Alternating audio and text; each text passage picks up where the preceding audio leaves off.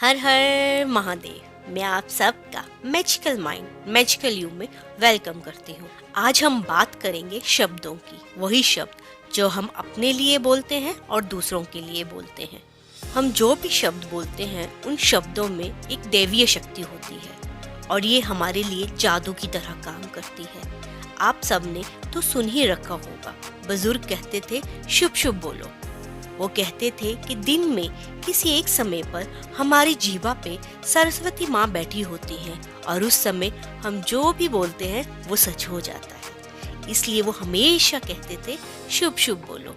तो ये बात तो उनको भी पता थी कि हमारे शब्दों में सच में मैजिक है और ये बात सच भी है।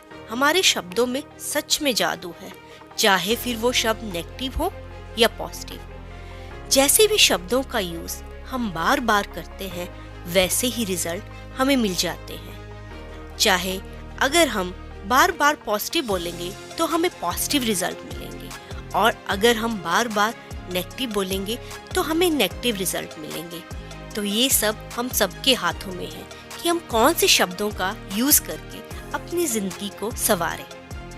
डॉक्टर मशरू इमोटो ने हमें बहुत ही खूबसूरती से एक एक्सपेरिमेंट के साथ इन शब्दों की ताकत के बारे में बताया है और वो एक्सपेरिमेंट है राइस एक्सपेरिमेंट। डॉक्टर इमोटो जी ने 2 जार लिए और उन दोनों जार में पके हुए राइस डाल दिए और एक जार पे लिख दिया आई लव यू और दूसरे पे लिख दिया आई हेट यू और उन दोनों जार को अलग अलग जगह पर रख दिया। और फिर हर दिन वो इन दोनों जार के पास जाते और दिन में कई बार जाते और इनसे बातें करते। जब वो पहले जार के पास जाते जिस पे लिखा था आई लव यू, उस जार के पास जाते वो बहुत ही प्यारे प्यारे शब्द बोलते और बहुत ही अच्छी अच्छी बातें करते, जैसे थैंक यू राइस, तुम बहुत अच्छे हो, आई लव यू। और फिर वो दूसरे जार के पास जाते जिस पे लिखा था आई हेट यू। जब उसके पास जाते तो उसके पास बहुत ही गुस्से से और बहुत ही नेगेटिव विचार कहते, तुम बहुत बुरे हो, आई हेट यू। ऐसा उन्होंने 20 दिन तक किया और जब 20 दिन के बाद उन दोनों जार को खोल के देखा तो जो रिजल्ट आए वो हैरान कर देने वाले थे। जब उन्होंने आई लव यू वाले जार को खोला तो उसमें एक बहुत ही अच्छा अरोमा और उसके जो राइस थे बहुत ही सुंदर थे और बहुत अच्छे थे। और जब उन्होंने आई हेट यू वाले को खोला तो उसमें बहुत ही गंदी बदबू और वो राइस सड़ चुके थे और उनमें फंगस लग चुकी थी। तो इससे हमें ये पता चलता है कि हमारे शब्दों में सच में दैवीय शक्तियाँ होती हैं। इसलिए हमें अपने शब्दों का अपने लिए और दूसरों के लिए भी हमेशा अच्छे शब्दों का प्रयोग करना चाहिए। मैं आपको पॉजिटिव शब्दों की एक सच्ची घटना सुनाती हूँ जो कि है थॉमस एल्वा एडिसन जी के बारे में। इनके बारे में तो आप सबने सुन रखा है। ये वही हैं जिन्होंने हमें रोशनी का तोहफा दिया। थॉमस एल्वा एडिसन जी जब प्राइमरी स्कूल में पढ़ते थे तो एक दिन उनके स्कूल टीचर ने उनको एक लेटर दिया और कहा कि अपनी माँ को जाकर ये दे देना।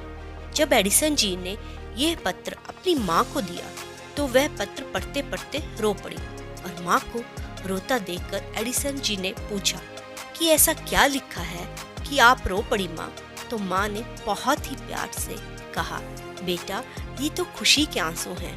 इसमें लिखा है कि आपका बेटा बहुत ही होशियार और समझदार है और हमारा स्कूल निचले स्तर का है और यहाँ के टीचर ज़्यादा शिक्षित भी नहीं है, इसलिए हम इसे नहीं पढ़ा सकते, इसे आप खुद पढ़ाएं।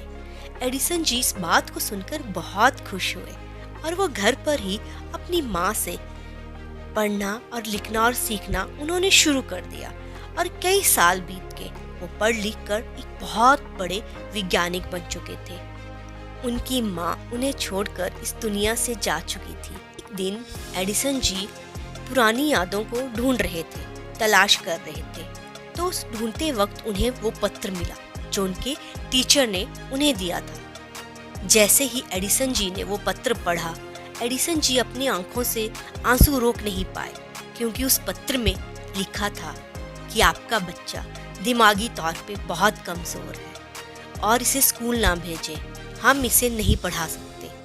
तो आपने इस कहानी में सुना और देखा कि कैसे एक माँ ने अपनी पॉजिटिव शब्दों से अपने बच्चे की ज़िंदगी संवार दी और उन्हें एक बहुत बड़ा वैज्ञानिक बना दिया। जब एडिसन जी ने ये पत्र पढ़ा उसके बाद उन्होंने अपनी डायरी में लिखा, एक महान माँ ने मेंटली कमजोर बच्चे को सदी का महान वैज्ञानिक बना दिया। तो आपने देखा कि हमारे शब्दों में कितनी ताकत है, हमारे पॉजिटिव शब्दों में, और इतनी ही ताकत हमारे नेगेटिव शब्दों में भी होती है। मैं आपको नेगेटिव शब्दों की भी एक बात बताती हूँ। शायद आपने सुन रखा होगा, एक आइलैंड है, सोलोमन आइलैंड। यहाँ पर पेड़ों को काटा नहीं जाता, और अगर कभी उन्हें कोई पेड़ ना चाहिए हो और उसे वो हटाना चाहते हैं तो वो उसे काटते नहीं हैं। सब लोग इकट्ठा होकर उस पेड़ के चारों तरफ घेरा बना लेते हैं और कुछ घंटों तक रोज उस पेड़ को बहुत ही अपशब्द नेगेटिव वर्ड्स बोलते हैं, और वो कुछ ही हफ्तों में वो पेड़ सूख जाता है और वो खत्म हो जाता है। तो आपने देखा कि हमारे नेगेटिव शब्दों में भी बहुत ताकत है, तो हमें अपने शब्दों को बहुत ही समझदारी के साथ चुनना चाहिए।